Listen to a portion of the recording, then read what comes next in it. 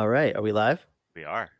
Perfect. Hello, everybody. Welcome to our very first Gehenna Gaming interview. We want to welcome Melee Damage, who most of you might recognize from Long Beach by Night on Q Times, which is on their twitch.tv/Q Times. She plays a Malkavian named Lula. So she's not only a gamer, but she's also a model, a cosplayer, a lead singer of a band called Beat the System, who just released their new debut album called Journey. She does not sleep because she is the busiest woman on the internet. She also just launched her Patreon, which we'll drop a link in the chat or in the show notes. Thank you so much for joining us, Melee. Thank you guys for having me. I really appreciate it. And hello, everyone. Thank Hello, you for everyone. watching. Hi, B Dave. Hi, Near Dark. Hi, Jaded, Mixed Ever Studios. Thank you all for tuning in. Much appreciated. And thank you, everyone who's new. We are joined by Ravnos, who's the other guy on the screen, and I am Marchosius. Thank you so much for joining us. Thank you guys for having me. I'm so excited. Of course. Let's jump right into it. So I think we want to open up talking about some of the gaming stuff you're doing right now. So I guess to kind of set the stage, how did you get your start in tabletop gaming? What was the first game you ever played? The first game I ever played, or like first game I ever played, two very different things. Yeah, let's do first game at first. I'd have to say Life was like a board game as a kid that I used to like play with my cousins all the time, that I like really enjoyed, really loved it. All the classics, the Monopolies, the Trivial Pursuits, all of that. I was a tiny bit of a video gamer as a kid, more so than I think board games, but my mother hated them when I was little. She was like, this Super Mario music drives me absolutely insane. And she's like, please don't. So I would only ever play them when I would like go over to my dad's with my cousins. So I wasn't like super into games, but when I was around them, I was very, very excited to have them. So all of the Nintendo 64, right around the time of like PlayStation 1, all of that with the tabletop games. Yeah, what was it? What was your gateway for tabletop? So that's the thing. In high school, I had more time to play things like Magic Yeah. with some of my friends, because right around that time is when I really started doing a lot of the music stuff. So I would have to leave and I'd have to go on tour, and I never really got a complete chance to like actually sit down with a group and have an ongoing campaign of any kind with anyone. So I didn't really get into D&D until maybe like my early 20s was like my first game that I actually got to sit down and play. Now, was that because someone you knew or played Magic with, or friends that were involved? Did someone get you into it, or did you kind of always have that curiosity about D&D? So all of my friends were into it, because like even though like I was a music girl and I was kind of like a little bit of a goth girl, a lot of my friends were like also into anime, and they were into a lot of the other nerdier things, if you will. So I always knew about it. I always got into it. I had a lot of friends, probably more friends that played Vampire than actually played D&D. But when the time presented itself to actually play tabletop, at that point, I had more friends that played D&D than Vampire. Yeah. Okay, so when did you actually get? You're playing D&D with all your friends that were into it, but when did you start actually playing Vampire? So the first game that I got to actually play was when B Dave was like, "Hey, I'm going to start doing games for my Patreon. I know you've been wanting to play for a while and like haven't been able to." He's like, "I'm going to teach you how to play. So like, go ahead and like come through and jump in and play and see how you like it." And I'm like, "Oh, I love this game." It was That's like awesome. only a couple of sessions before I was like, this is my jam. I like this. I mean, maybe I like this a little bit more than D&D. Yeah. There's It'll have that effect on you. And you know what it is there's a lot to remember with D&D. It is Yeah, nothing intrinsically against it, but when you're also like someone like me who hasn't played it your entire life and you have like 50 years of, you know, lore to catch up on to even remain slightly like uh what do you call it, encompassed, but like abreast of the rules. yes, immersive. In order to be fully immersed in the game and really get the joy out of it, there's a lot of rules, there's a lot of Yeah. background lore. So it's a wonderful, beautiful world, but it's a definitely a little bit more of a learning curve than Vampire was, which of course takes place in a modern town, in a modern city, in a modern era. Yeah, you don't have to learn, hard to pronounce words for places you're going. It's also, I found that Vampire is also a really inclusive game. Culturally, it's just, it kind of accepts all walks of life. Is that something that you found as well? Like the difference between getting into D&D and then getting into Vampire the Masquerade, which one was felt like an easier and better kind of well accepted group of people? Um, I'm not sure, to be honest. I mean, as nowadays, the whole nerd culture is just everybody accepts it. Yeah, Like no it one's a is what nerd. it Everyone's a is. nerd. Yeah, if you roll dice, people look at a 20-sided die tattoo that you have, and they're like, "Oh yeah, I know what you do." And people get tattoos of 20-sided dice now. Right. Yeah. So Yeah. there's, I say it's about the same. It's just it's different. You get the mystical, like people that are more into like Nordic stuff, I think, and like fairies and Yeah. fae, and Yeah. like Disney, like D&D. It's a little bit more fantasy. And then the goth kids and the metal kids and the alternative cultures are always going to probably lean a little bit more towards vampire because they're freaking vampires, and vampires are awesome, and they're like super freaking metal. Absolutely. So you more recently got into Vampire. Was that with the special that B Dave was running on his Patreon, where he was doing like the reduced price? Semi It recently, like a couple months ago. It was, and it was right around then when he started doing all of that, and the whole Discord community that he does, and all of that took off right around that same time. So I Yeah. haven't really been playing for very long, You've been although playing a lot in that short period of time. Yeah. a lot. Awesome. And yeah, because I would play with him in the Uncommon Trust on we played a couple of D&D games. I played with them at the Descent, and we did like Be Gay Do Crimes, and then we did a Be Dave Do Crimes, and some Call of Cthulhu. So there was a pretty like wide range of RPGs and tabletop games that we had played. We just had not gotten around actually to Vampire until right about then. And Nice. he's like, "So I'm gonna do the thing. You coming along?" And I'm like, That's so exciting because people can it's not just that you are getting to experience Vampire for the first time, like actually playing the game. We're talking about it orbiting you and your gaming experience through your life, but being immersed in that world for the first time and having people watch you immerse yourself in that world is very exciting for a lot of new players. It is. I like to think that you kind of, with that story of that you just told about just now getting into Vampire fairly recently, there's probably a huge amount of people who just found Vampire through V5 and are experiencing it for the first time and going, "Oh my God, where have you been my entire life?" So I'm sure it resonates. yeah. So what kind of advice? I am one of those people. Yeah. So what kind of advice would you give those people who are maybe apprehensive to approach it or get into this kind of game for the first time?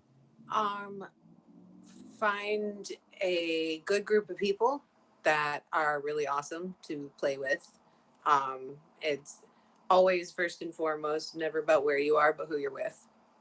Absolutely. Yeah. Totally.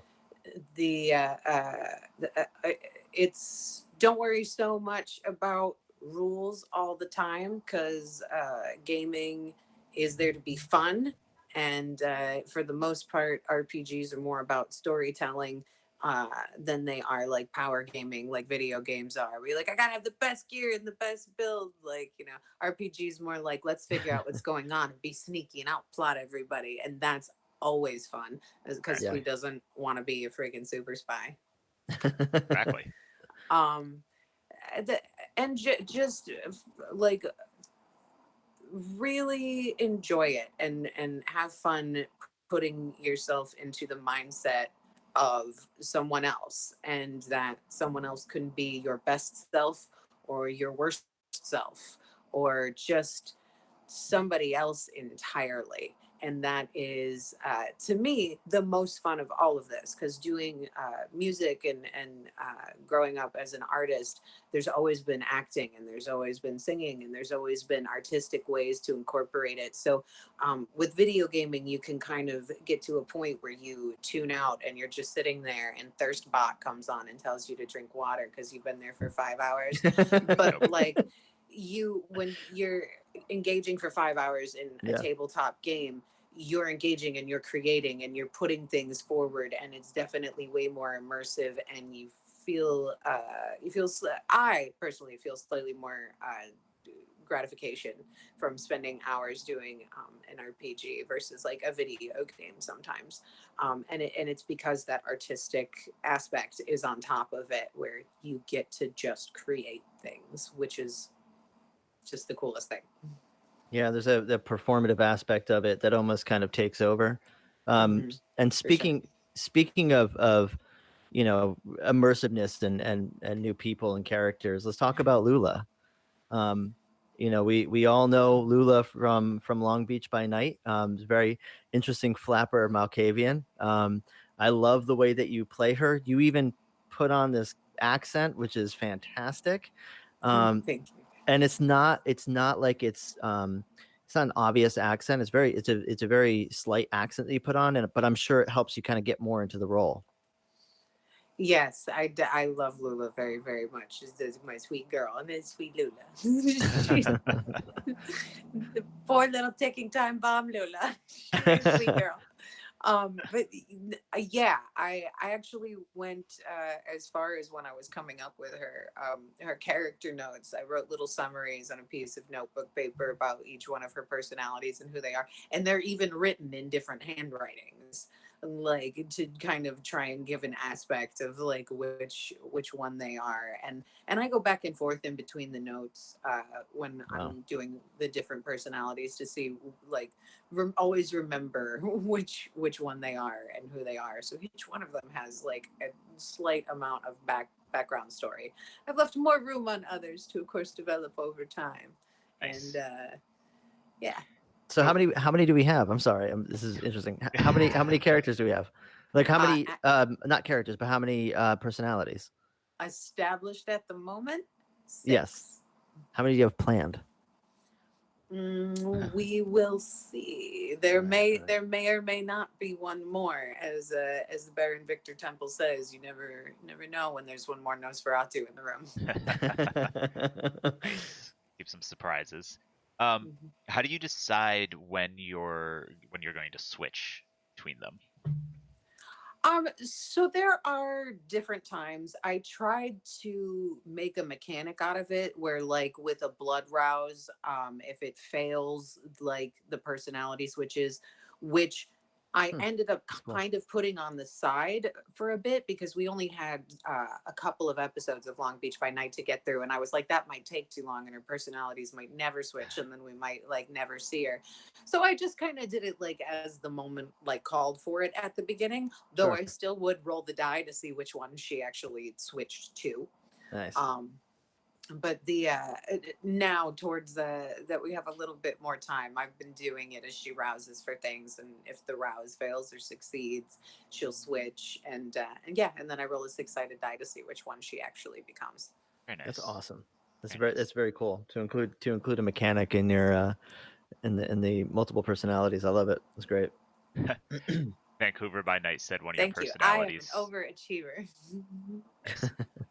Vancouver by Night said that one of your personalities should be Victor Temple, Undisputed Baron of the Valley. Yes.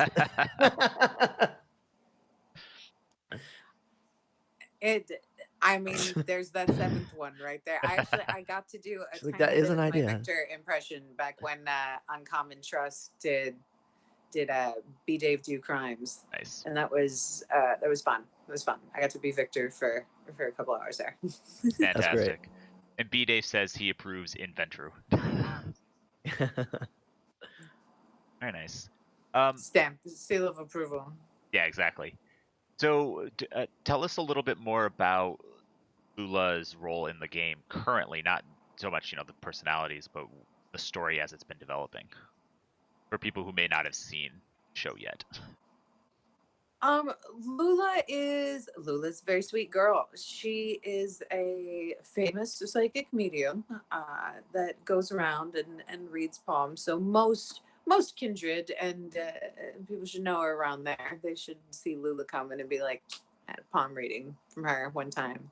Was the bomb. But she's very protective.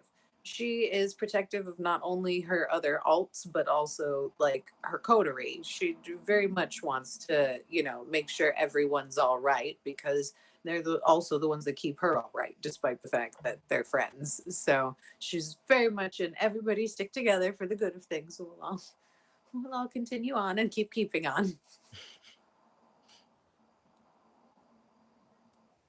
Oh, there we go. Sorry, I was having an issue with my Google Docs. It wanted to reload there. So besides, Mercury in retrograde. yeah, right. So obviously, I'm getting the impression Vampire is probably your favorite tabletop game at this point. Yeah. Fantastic.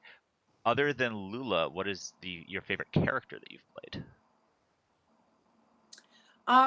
See, I've also had the privilege of like playing a couple of like NPCs for Dave as well and stuff too. So I actually have like quite a pool to pick from of favorite characters. But here's the thing, I don't think I have a favorite, because even though they're vampires, and you would think that like, oh, they'd be like,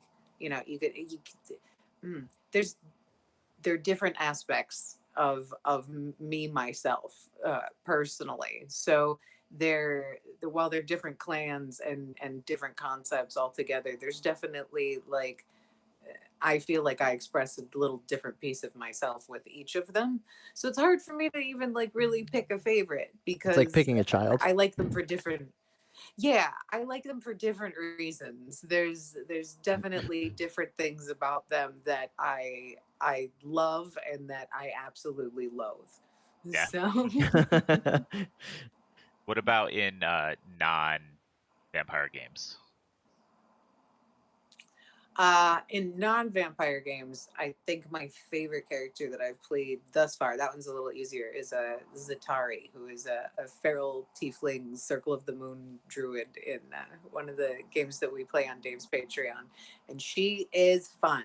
She is a fun little bubbly, like if you could combine Gurr with Harley Quinn, she would be Zatari, but like Fantastic. feral and in the woods.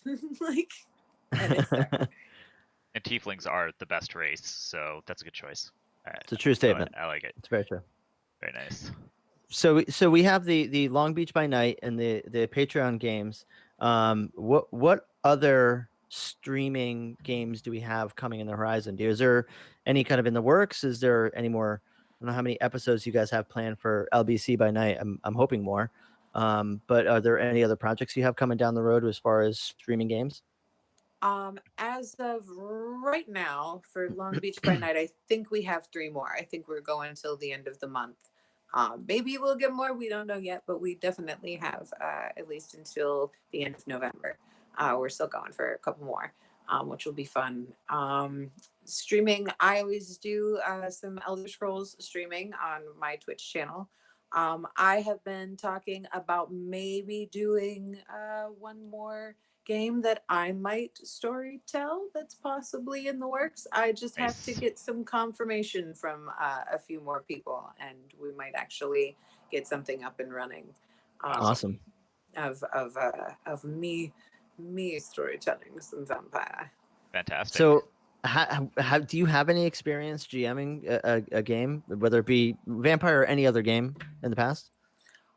So no, That's only great. what I have learned from B Dave, Yeah, and totally. I've done two games thus far Yeah. of vampire that a couple of people are like jokingly, I think, were like, when are you gonna be storyteller? Yeah, yeah, And yeah. I was like, you know what? I was like, I think I might actually do it. And it came You down should. again to Yeah. the fact that I never did it with D&D because 50 years of lore, and I'm like, I can't DM this because I don't even know what the monsters are called. Like, so it wasn't really like the thing is attacking you. They're like, what thing? I'm like, I don't know.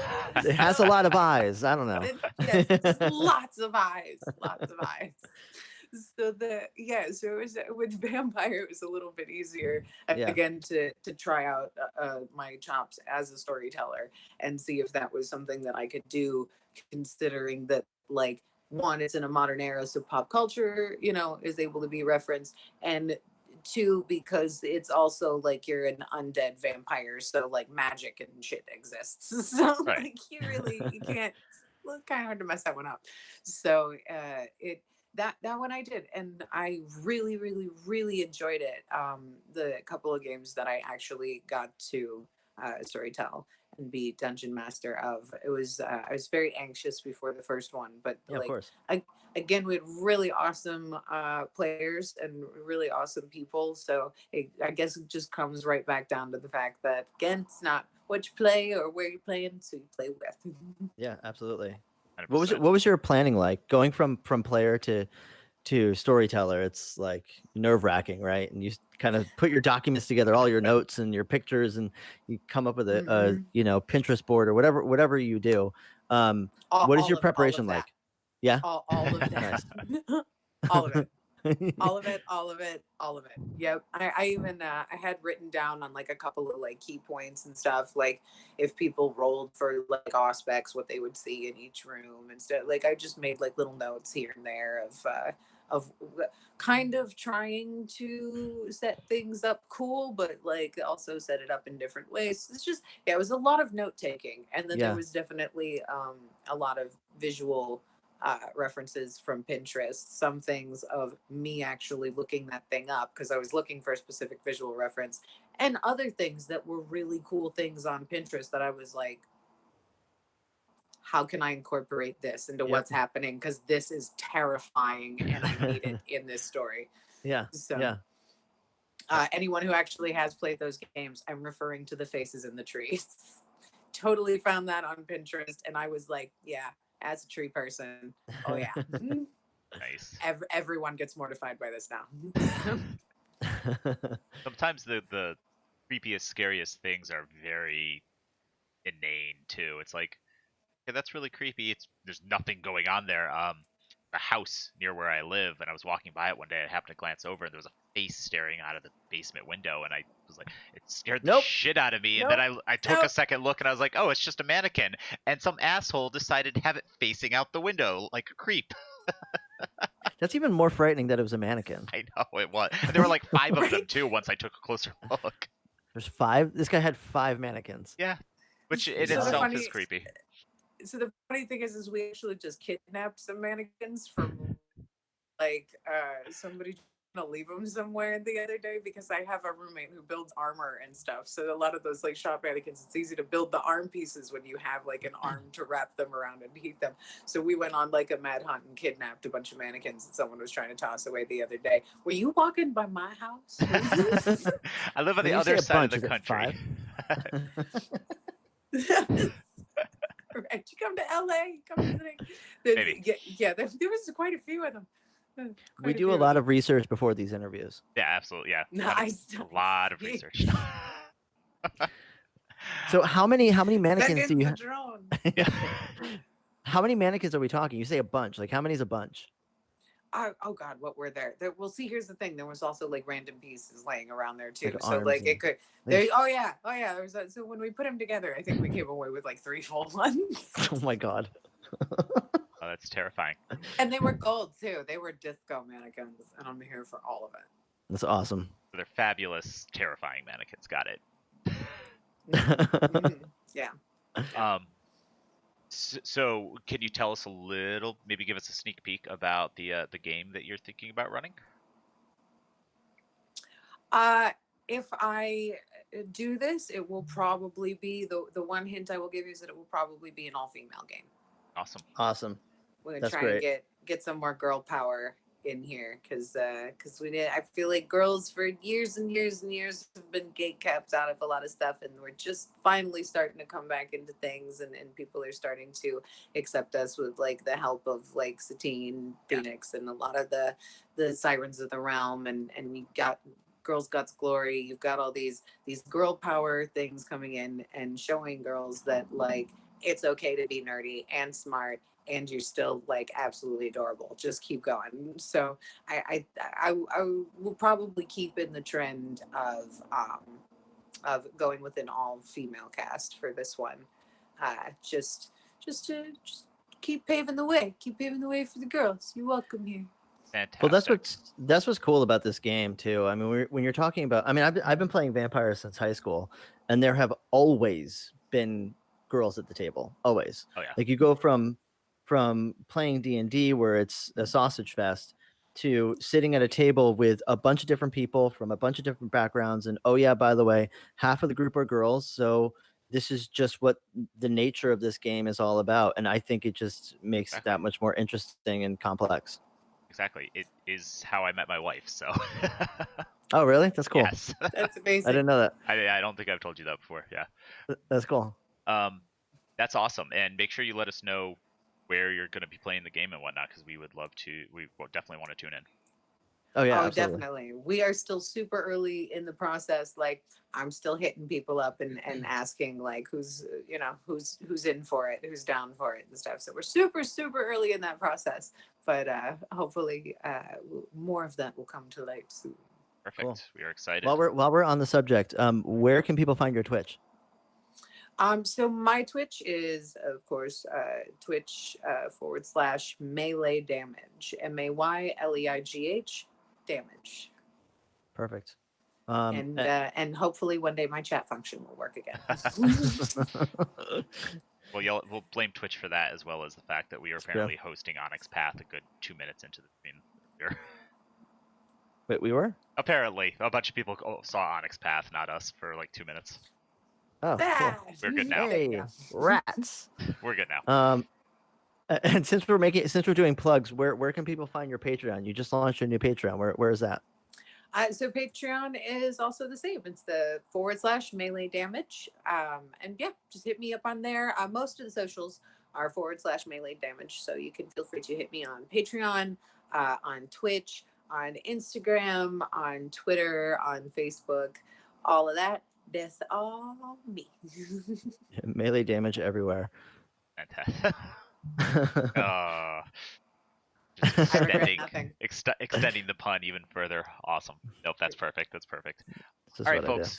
We are going to take like a 1 or 2 minute break. It'll give us a chance to drink some water and stretch our legs for a second. Don't go away. We'll be back with some more questions for Melee.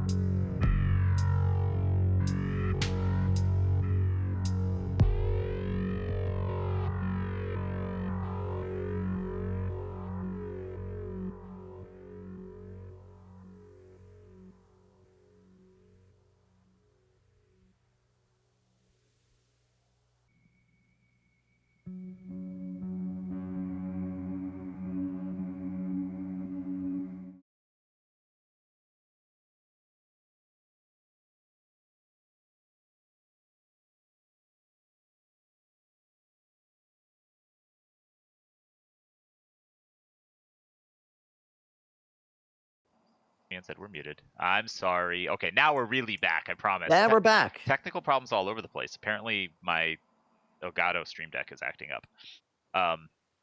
We are going to take a minute to answer questions from the audience. So if you have any questions, we are super professional, or as my friends say, rough-fressional.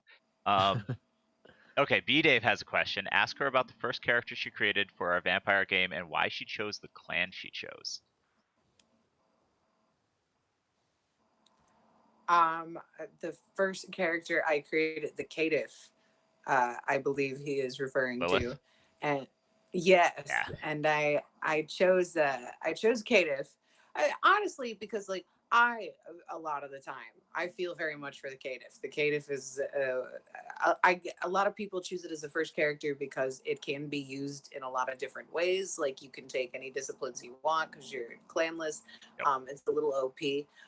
But also the storytelling aspect of what the caitiff is. They're kind of a bit of an outcast. They're always like, nobody really likes them. They don't fit in anywhere. They're kind of just the offbeat, like the ones that everyone forgot. Like, and I like that about them because it's hard sometimes, like being an entertainer. People think that you like, well, you must always fit in, you must be an extrovert, you must, Right. you know, be like that. And you like, I'm really not. I find more often than not when I'm in social settings, I feel like the odd duck out more often than not. I will wallflower myself to the side and sometimes not speak unless people are talking to me because in general I'm just nervous. Yeah. So, but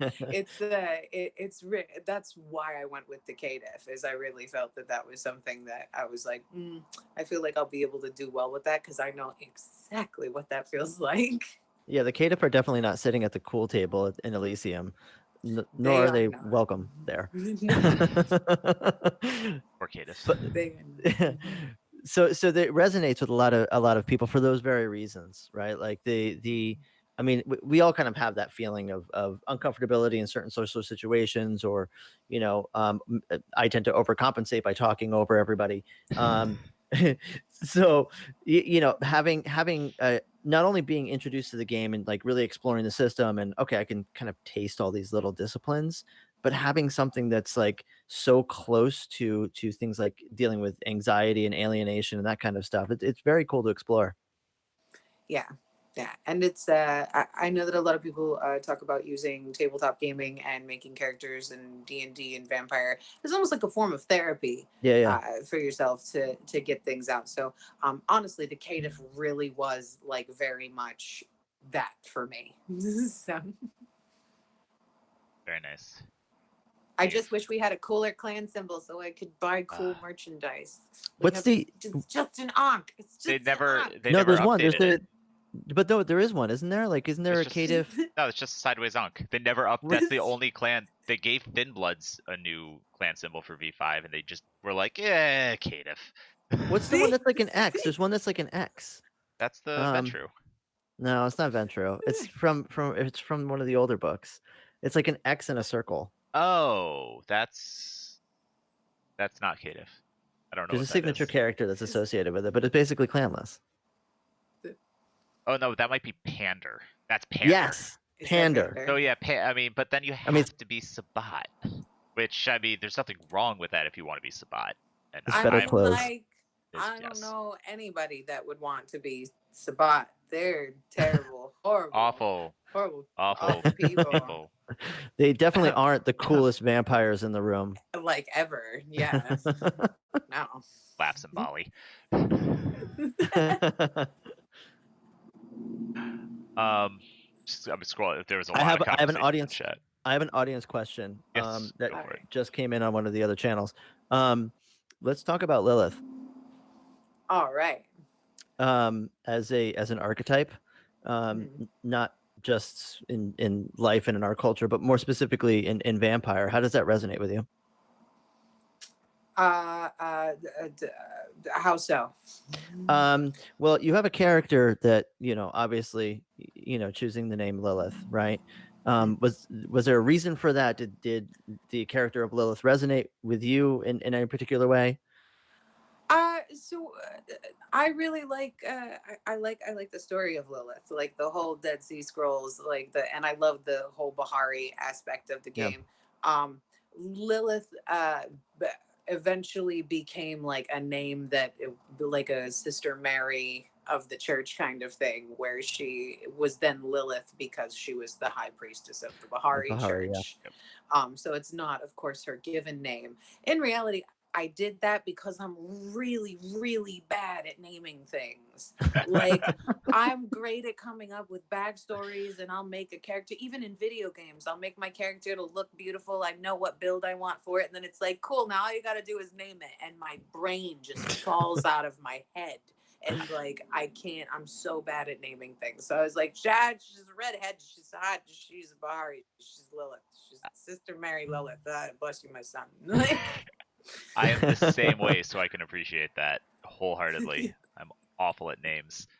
So bad. We have another question, and I have a question that you just made me think of. But the other question is, Peanut Boy asked, are there any other World of Darkness games that you're interested in playing besides Vampire? Ooh, good question. So all of them really. I like the concepts of Changeling because fairies are freaking awesome. And I really werewolves. I've always liked werewolves a little bit more than I even like vampires. So I'm like excited to play werewolf eventually for that reason. But most of all, I am excited to play mage because in reality, the thing that I like the most about vampire is how you can just you can do anything as long as the DM allows it. You have the ability to just be like, well, can I look under this? Can I look for this? Can I do this? And it's not so specific to rules the way like D&D is. It's a little bit more like open concept kind of gameplay. And with mage, with the abilities and the way that it's been explained to me with the different like wheels and things like that, I'm like, that feels to me like that leans more into the how creative can you be kind of thing, which I'm like, challenge accepted, hold my beer. So I'm looking forward to that for mechanic reasons, several of the other ones for concept reasons. But yeah, it really like has you stretch your imagination with mage, and while at the same time kind of explore many different facets that the World of Darkness can really be. It's a lot of fun. Def Malkavian, who's one of the other, unfortunately he can't be on the stream, but he would talk for hours about mage. Big fan. Yeah, he's a big fan. A lot of our group are huge mage fans. It's by far their second favorite, if not favorite. Yep. I'm in with you that werewolf. I don't like it more than vampire. That's a little heretical. But yeah, we don't say that here. I do. Werewolf is probably my second favorite, particularly changing breeds. I'm a huge fan. But I take it you are very excited about the V5 Cult of the Blood Gods book with more Bahari stuff coming out then. Yes. Very much so. Very much so. Have you read Revelations of the Dark Mother? I have read through some of it. I've thumbed through it because especially like when we first started all the Discord and stuff like that, there was a lot of questions that I had that I would ask other like players on B Dave's Patreon that had questions about things too.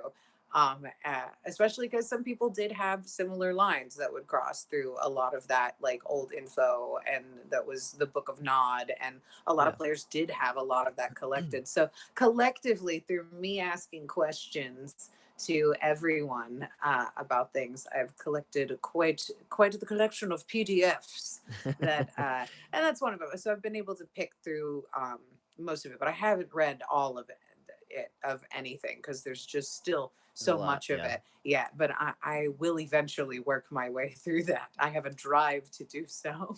Even flipping through it, I mean, the art is amazing. There's quite a bit of like poems and stuff. Yeah, it's very cool stuff. I'm a big fan of the Bahari. Yeah, they are amazing. They are wonderful. they are life. Bahari, about that life. About So, that life. And you're about to be about that life when Cult of the Blood Gods comes out, because I think we yeah. have a whole chapter dedicated to it. Oh yeah, including much their excited. own line of blood sorcery. Nice. Yep. Just any other questions chat has before we jump into our next segment, which is maybe a little less game related. Going once. Takes people a little while to type things, so I'm giving them more than actually a few seconds. Baby. Going twice. No, I don't see Oh. Okay, sold. All right. So I do know that your band, Beat the System, released its debut album recently, and I'll drop a link in chat in a minute to that. Of course, B Dave comes in with the question after we're done. No, B Dave, you are too late. No, you can ask your You're question banned. later. So, and obviously, we were talking before we started streaming that you've done a lot of recording prior to that as well. What has your journey been like in music? Where did you kind of start, and what inspired you to do it? Music is my first thing. It's what most people know me for. I've just always been a musician. It's like one of those things that like I could walk, I could sing, and I just happened to be good at it. And it like people are like, how do you do that? I'm like, I don't know, I just do. It's like I breathe. So it's just always been the thing that I have done. Like ever since I was younger. So I've had record deals before. I've been on soundtracks for Marvel and Disney. And the band that I'm with now, that was all solo stuff. The band that I'm with now, I joined up with a couple of years back. They had another lead singer before me, and we're pretty big overseas. And then I kind of filled in for their lead singer. It was a guy before, and they decided they wanted a girl. So I came in and took over. And yeah, we just released the full length album, Yep. Journey. And that is available on the iTunes and the Spotify's and the Pandoras and anywhere where fine MP3s are distributed and sold. And the it's I think we got like 1 million streams in one day, That's something awesome. like that. Like the Congratulations, first like that's great. 24 hours. Thank you. So that was very exciting. Hopefully, we do have a music video up for the first single that we released a while ago, which was a ballad, and I think that soon we'll probably be shooting another music video and getting some more tour dates squared away for some things. Hopefully soon.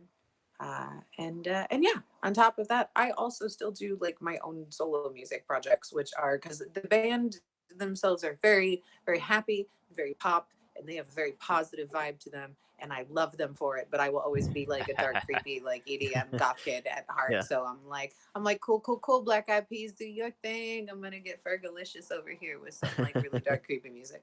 Fantastic. So, then I have to ask when we can expect to hear more solo stuff. So that we've had for quite a while. I'm actually talking to the producer, and it is the same producer who did all of the Beat the System stuff.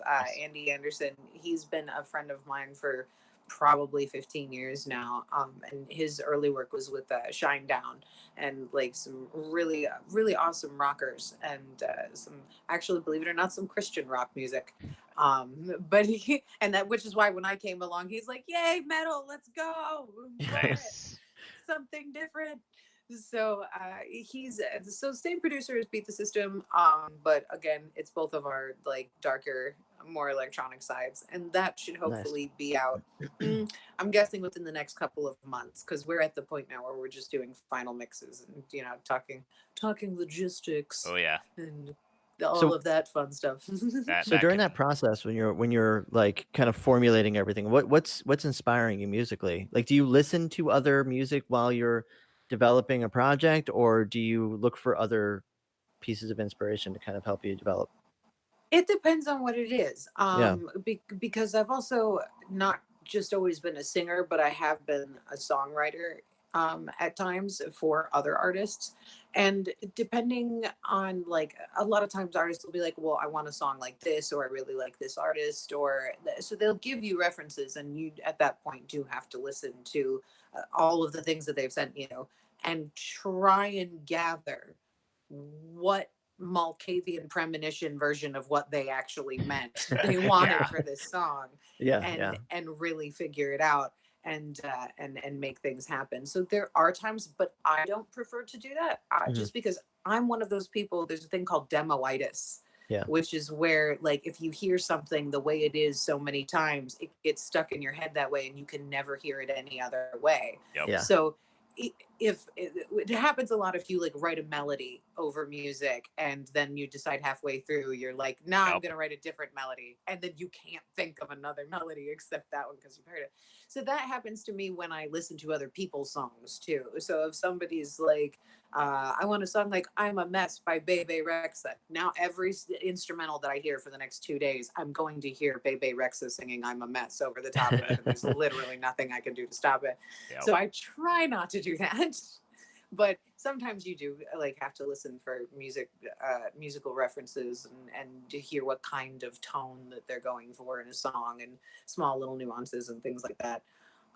For the most part, when I write songs, I for like myself, and I believe Janis Joplin once said, they just come to me. I don't write songs, I make them up, and that's kind of what I do. Most of the songs that ever have been used on any of my solo stuff that I've written, or anything that's ever really stood the test of time, of people listening to them years later and going, wow, this song is so good, is honestly stuff that I thought of and then could remember like days later. Like, didn't even need to write it down. It was just so catchy, and it was so to the point, and it was such a statement that, like, you remembered it. And usually if you remember it, that means everybody else is going to remember it too. So it's always a good sign. Where does that come from? That getting something stuck in your head, or something that you just make up. Like, do you have a feeling like it comes from there's a source to it, or is it something that just kind of comes to you randomly? Like, is there muses involved? Is there a supernatural element? No, it almost comes like a panic attack. Like, it just randomly creeps up in there when you're not expecting it, and you're like, oh Jesus, and that's okay. It's one of those. So, like, yeah, it's right. very, it is very much like a Malkavian premonition. Yeah. You least expect it, 100%. When you least expect it, and no one knows what it means, really. Exactly. Yes. I will say that for me, the worst thing I've encountered songwriting is working with your band, and you've written the entire vocal line, and they're like, we're going to completely change the bridge. And I'm like, cool, I'm not going to figure out how to rewrite that, because now it's stuck in my head this way. You're like, awesome, the new bridge is now an instrumental, you're welcome. Yep, that's pretty much exactly how I approach that one. Everyone wonders how, like, ooby dooby doo and stuff wound up in songs. That's how. Yep. That's how. People were like, I have no words. We're lottie dying and na na na the rest of the way through this song. You're welcome. 100%. Here it is. Absolutely. So, what music do you listen to on a regular basis? Like, who are your favorite artists? I listen to a lot of classic rock mostly. And I will, like, leave the classic rock stations on all the time. I listen to a lot of 90s alternative, some of that stuff. And then I get in moods where I'll listen to, like, musicals. So I have a really weird eclectic taste, and then I'll throw on Tech Nine after I'm done listening to Mary Poppins. So it depends on the mood. Okay. There's really it changes. Yeah. It changes vastly for me. I have a very important question. What are your thoughts on Ghost? That is an important question. It's very important, because you said you like classic rock, and there's the look that you're giving us, it looks like you might not have heard of them. They're fantastic. So they're from Sweden. They wear masks, and they sound like Satanic gospel. Yeah, thank you. Satanic gospel mixed with classic rock. And some pop, and some. Yeah. Yeah, they're all over the place. 80s pop right now. But like every album sounds slightly different, and they originally started sounding like Blue Oyster Cult, and as through the albums have kind of evolved their sound.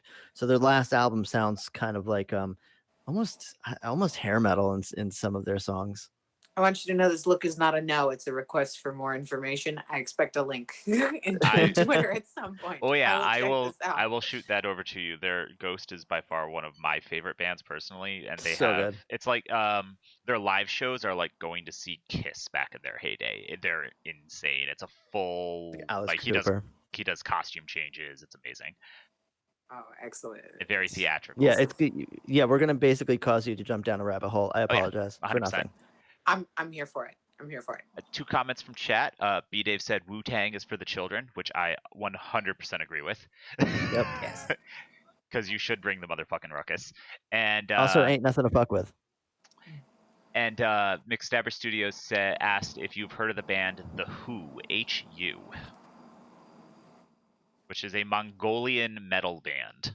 Yes. Oh, Hunhor too? I don't know.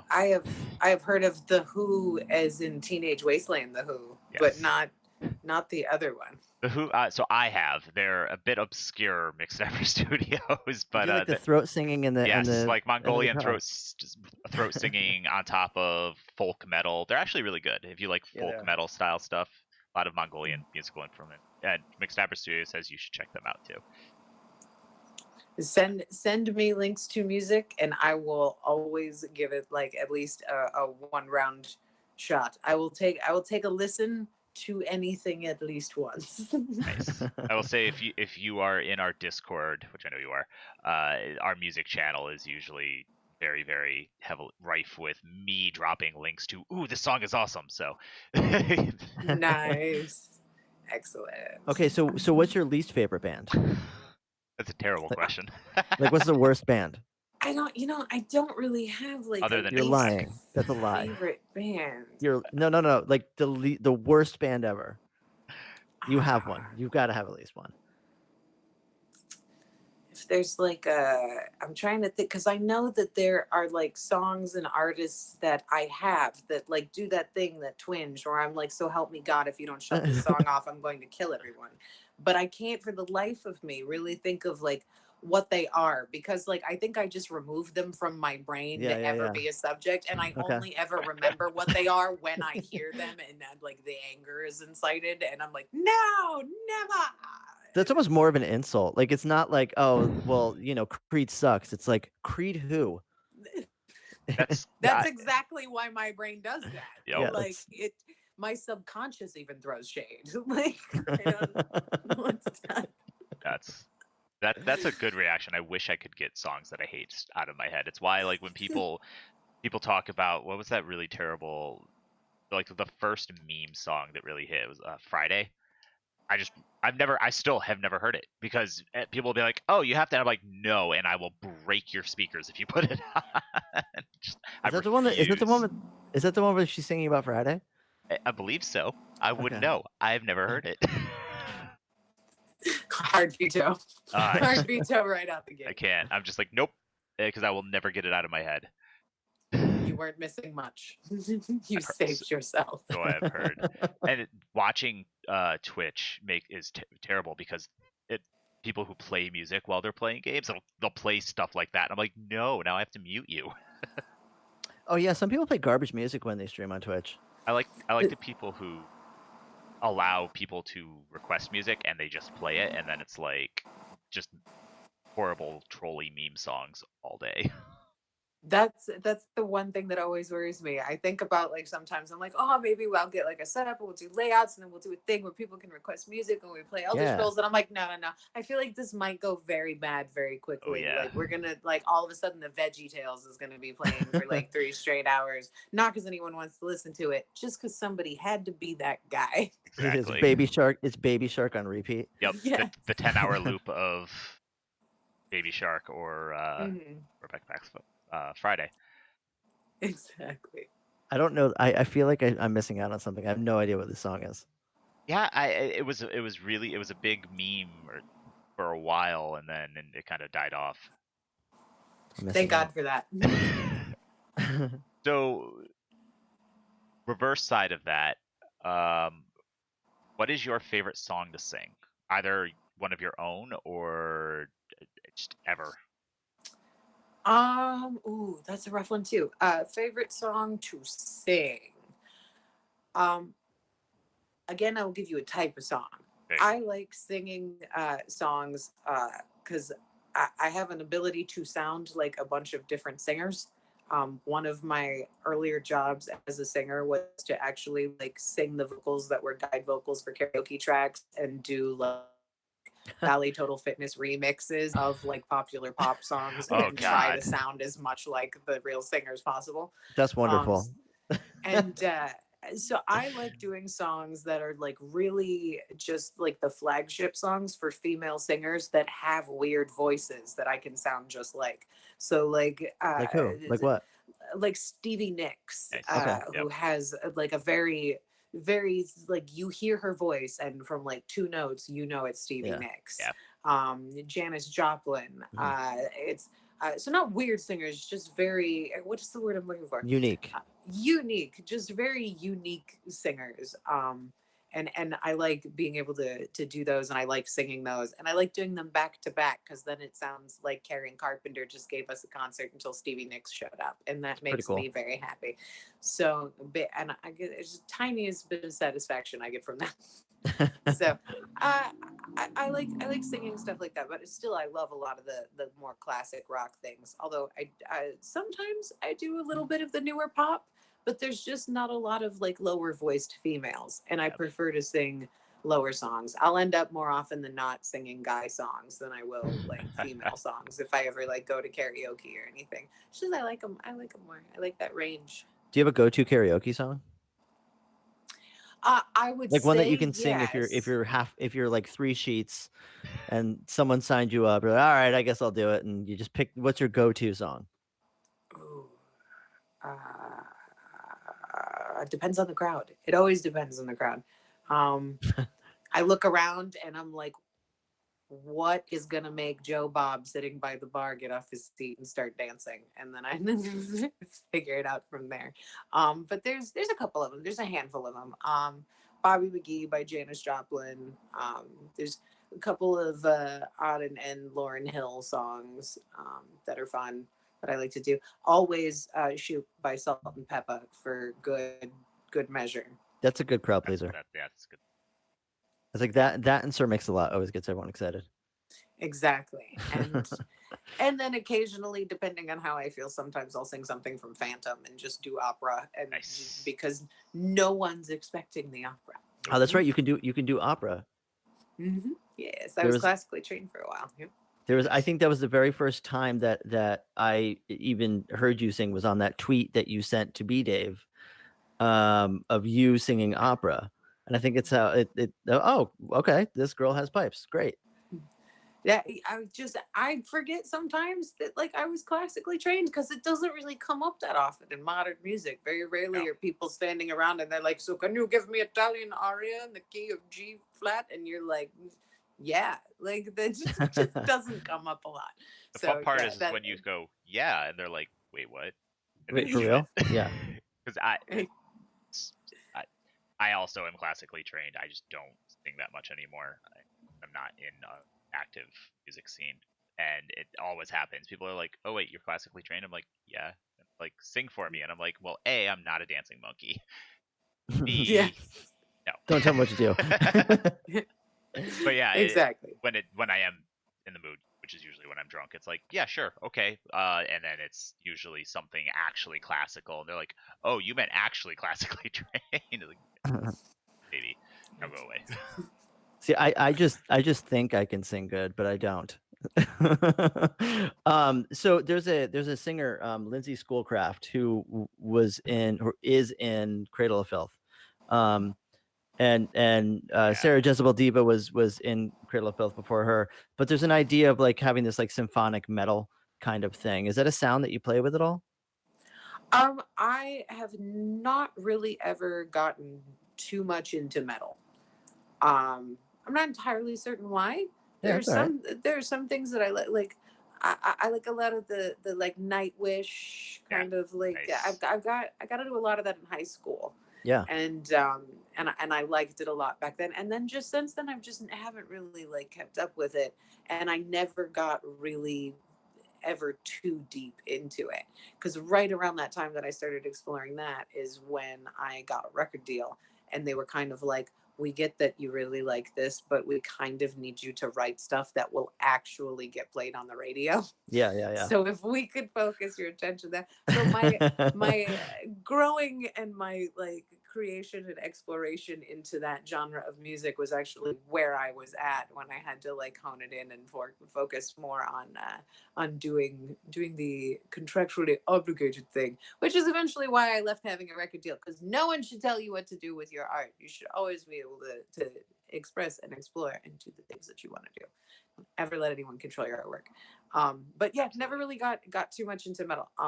I like the aspect that I've seen more and more females going towards metal now, and them having more female metal singers specifically for those like symphonic harmonics and things like that, which I do enjoy, but have not had the pleasure to actually delve into. That's awesome. I'm a huge metalhead. So I'm just like, well, but metal has kind of gotten a little stale recently to me until I started diving into more avant-garde stuff, particularly female performers. A lot of solo acts too, like Chelsea Wolfe. Oh my God, yeah. Kerr, Arch Enemy is a great example. Near Dark Studios, of some people who are doing interesting things, and I think that there are a lot of up and coming bands with female vocals in metal leads, that are doing amazing stuff. If you are a little bored with metal, check out. I can dump a ton of artists on our Discord or our Twitter at some point if you're interested. Yes, definitely Chelsea Wolfe. She's fantastic. But let's talk about you. Let's talk about Journey. What's your favorite track to perform? Off of Journey, there's a couple of them for different reasons. Be Your Own is fun to sing because it's like vocally, that was our first single, and that's the ballad, so that's like the big belty one where I get to stand up there and pretend I'm Mariah Carey for 3 minutes, which is always fun. And the other song that I have fun performing is Kambali La, which is the song that is actually in Malay, which I always feel like a boss as I'm about to do until I look into the audience and then see that like half of our fans are actually like from the country and will know if I mess up the words. And I'm like, and those big brass balls I had all just shrank up. I'm gonna go back here and write the words on my arm real quick. I'll be back in 5. Yep. So, oh God. Yeah. So it's fun to do that though. But again, being with classical training with music, you are kind of taught to do like arias and stuff by ear, anyways. So it wasn't too hard for that to translate. So essentially, I like it because I get to be a show off. Yeah, it's definitely impressive for sure. What's your favorite language to sing in that you cannot speak or understand? Oh, any of them. Let me count the languages. Well, that's the thing. Mine's Italian. I like the way it sounds. Let's see. I don't think of which ones I've actually said. Probably Italian. Italian really sounds very pretty, and that is like most of the prettier arias are usually Italian. I think that is the true language of love. Oh yeah, I agree 100%. Yes. Unlike German, which is the exact opposite. Life is beautiful, so tell people that you love them. But life is terrifying, so scream it at them in German. Yes. Those are words to live by. They really are. It's just good life advice. Just so you know, B Dave shared your tweet of you singing opera. Thank you, B Dave. Correct. People go, how come you're not on your social medias promoting your stuff? And it's like, because I have B Dave to promote me for me. He is a great promo man. Fantastic.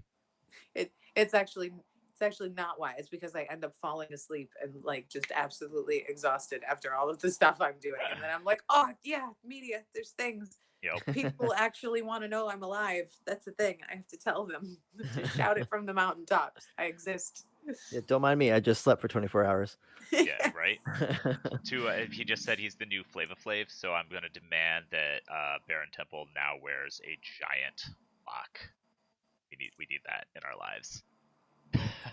100%. 100%. So how do you, speaking of singing, how do you like warm up? Like, how do you get into the zone? Um, sometimes I'll do like scales, but not very often. I do more of like those like buzzy, weird ones that make you just sound awkward to everyone around you, but it like loosens up your like lips and your palate and the back, and you can hit all the high notes from making all that happen. But it's definitely a bunch of odd things that sound really weird to anyone who's walking by and has absolutely no idea what's going on. Past So, that, stream idea, you should stream that next time you warm up. No. No. all my subscribers would leave. They'd be like, "No, she's weird. She's weirder than we thought she was. Jesus, what is this? Oh, Jesus." Oh yeah, some of those Um, weird things to like warm up your vocal cords, which are like variations on humming. No, we Like don't like need those. saying the Invisible Man was denied a loan over and over again.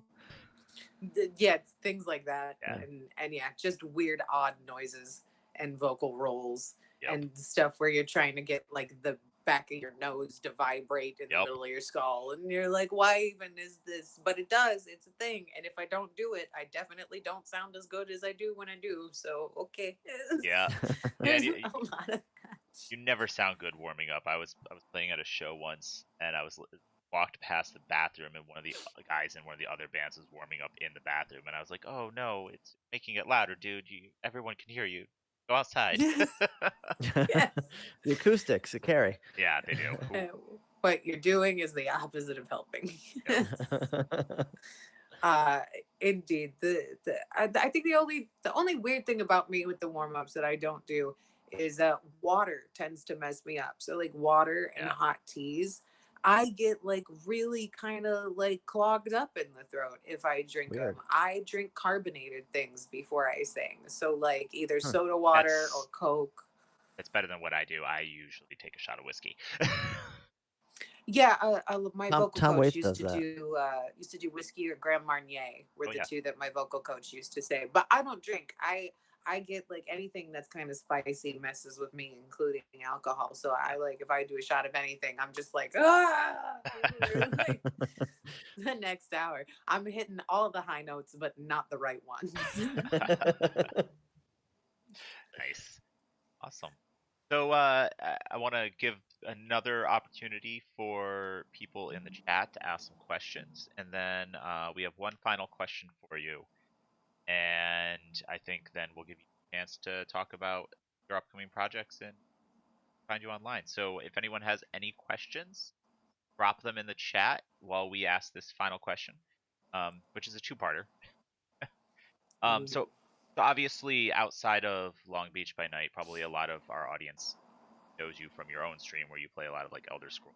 And we did get an Elder Scrolls question, which is, do you feel like Necro is an appropriate tank?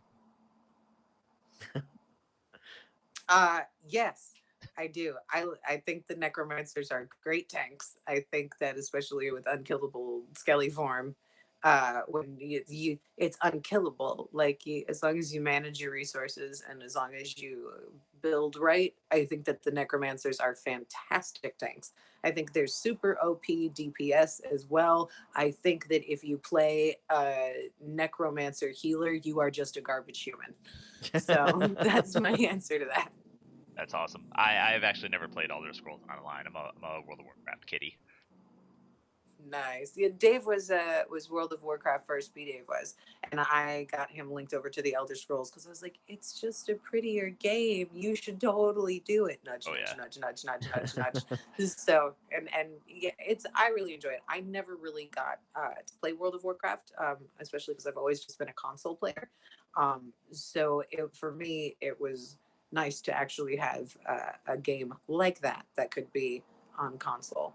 So it's Awesome. it is my favorite. Very cool. We have a question from B Dave. What do you feel is the main difference between playing Dungeons and Dragons and Vampire?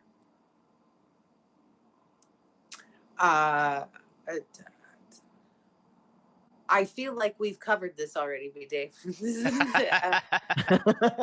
He wants all of us to know your answer. It's the rules about D&D being so specific as to what you can do, and you can only do these things, and it's only this length of time and only this much action, to whereas vampires more like, can I do this? And it's like, let's roll the dice and we'll see. So it's that aspect of, it's more imaginative. You're able to come up with more solutions and use more ideas and be limited by your imagination and not so much rules. And the fact, like I said, that it's a lot of lore in D&D, and vampire is set much more in like modern times, and you don't really have to know about the sect war or Fiorenzo. You don't have to know any of that to run a vampire campaign. If you do, great, that's just more things you can add to your story to enrich it, but it's not the same as like not knowing what like an owl bear is when you're like playing D&D. So it's not knowing what, like, you have to, at least you have enemies that are names that are, you can't just throw in a random drug dealer, or so I feel like. Maybe, but I haven't DM'd any D&D. Maybe random drug dealers are like a thing, like vampire kindred drug dealer in D&D. Is that the thing? Can you do that? You could definitely drop a drug dealer in a D&D game for sure. I'm 100%. running a D&D game where there are no named anybodies. We are just all tieflings, and we're all coming after. We're just coming after that booty. We don't know what we're coming after. The pirate's booty. We're coming after all the gold, y'all. I would play in that game. The last D&D game I ever played in, I was a tiefling warlock whose name was Kale Doom Trousers. So I'm 100% about that game. Perfect. Yep. Perfect. All right. Awesome. So outside of Elder Scrolls, what is your favorite video game? I have again, different moods for different things. I really like Elder Scrolls a lot. I like Skyrim. I got kind of, after playing through it like 4 or 5 times, I got a little bored with it, and then I added mods to it because, of course, I could, because Xbox. Oh yeah. So then I started running it with mods, and all the dragons became Thomas the Tank Engine, and that very quickly became my like new favorite game for a little while. That's amazing. I like a lot of the fighting games too. Nice. The Soul Calibur is the one that I play a lot, because I like the fighting games where you can get that like 3-dimensional fighting movement in. You can sidestep people. I'm not a big fan of like these fighting games. Yeah. So Mortal Kombat, while I get, is a wonderful piece of game, and it is amazing. I don't find it as enjoyable as Soul Calibur. Oh yeah, Soul Calibur was my game. Yeah, so I really like those. I've played a little bit of like DC Universe Online, which I think is really fun, because you get to be a DC hero. Sells itself. Exactly. I played a lot of DC games. I played a lot of like Arkham Asylum. I have played Injustice, even because I will do it because it's like, Batman and Harley Quinn and the Joker. But again, it's one of these fighty ones where you're just coming from the side. So it's not my favorite thing, but I will play it. I really like a lot of the superhero games. I like either like the Nordic Fight the Dragons games in video games, or like the superhero games, or the fighty stabby games. Anything in those categories, if you throw it my way, I will probably try to play it at least once. Awesome. And can we expect to see for game content on your Twitch channel soon? Yes, hopefully. We will be up and running tonight, maybe, because the new patch just came out for Elder Scrolls. So this will be the last leg of a continuing quest that has been going on for this year's giant update that they've done, and giant expansion. So everybody's watching now. At the end of this, jump from here to twitch.tv/melee damage to continue the melee evening. Wait, I may get some food first, but I will see you Nope. right there. Just go right to her channel and Nope. wait for her to get done eating. I'm- Don't go anywhere. I'm literally hitting the host button when the stream ends. I just show up like 5 minutes later with a chalupa in my hand. I mean, yeah, that Mexican food deserves its own stream. Acceptable. Yeah, It and does. you're in LA, which is like the best Mexican food. Significantly better Mexican food than here in Boston. Yes. Yes, Connecticut yeah. also does not have good Mexican food. Connecticut doesn't have good anything. It's got some things. That Well, hold on. Connecticut's close enough to New York. You just count It as is. New York. You count as New York. We Take the yeah. train in. We do. Yes. That's why I said it doesn't have anything good. I used to live in a town called Bethel, which is like where old club kids go to retire. And where I bartended at the time, I think it was one Saturday a month, they had goth night. So they would all break out their old club gear and go to this bar in the middle of the suburbs. And, you know, it's a good time. And that right there is your next Vampire the Masquerade campaign. There you go. Oh, yes. It's a great idea. Gehenna Gaming Somebody starts DM what happens in that club. Oh, yeah, exactly. When Gehenna Gaming's first vampire actual play entirely takes place in Bethel. Yes. Bethel by night. I mean, you laugh, but I am planning a Hartford by night. Yes, I'm No, for that's it. all. I don't know if that's going to be a stream. That might just be a me thing. That's fine. That's perfectly acceptable. I may just take away your control channel. No, I'm kidding. All right, awesome. So if we don't have any more questions in chat, which you do have a couple of more seconds to ask, and we can throw them in at the end, I want to open up the floor to you, Melee. Shout out whatever you want to shout out. Where can people find you online? I know we talked about it earlier, but we can throw it in again. Floor is open. On all of the socials, including Twitch and Patreon, everything is / Melee Damage, which is MAYLEIGH damage. And yeah, I have a Patreon going that I do behind the scenes footage of some of the stuff when we go streaming, when we do some of the games, or generally if you just like to hear me like talk about life and stuff and rant about my characters. And sometimes I like post little things of like, oh, I thought this would be, you know, a cool thing for them to do.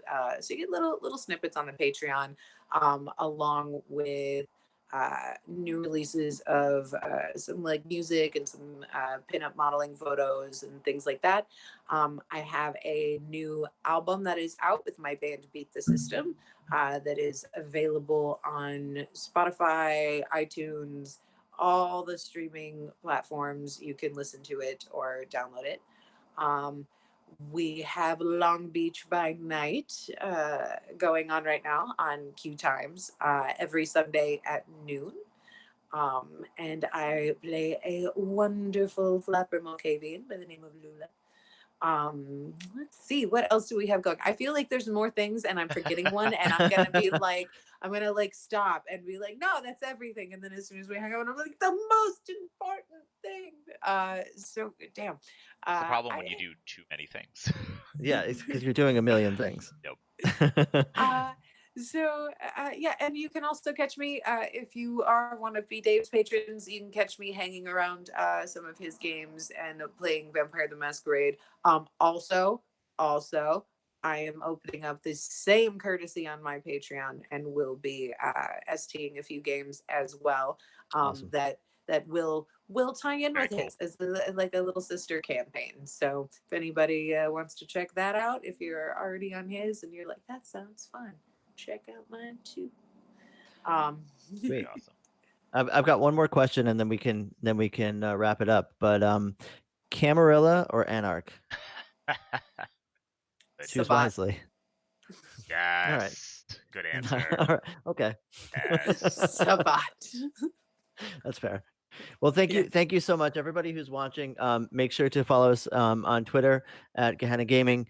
You can check out our website, gehennagaming.com. Obviously, this is twitch.tv/Gehenna Gaming. Tell all your friends about it.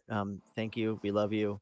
We have some more interviews coming up in the future. But in the meantime, definitely check out everything that Melee is doing. and we will see you next time. And thank you guys for having me. I'm honored to be your first. I popped your interview cherry. You did. You did. You did. You absolutely did. Thank you.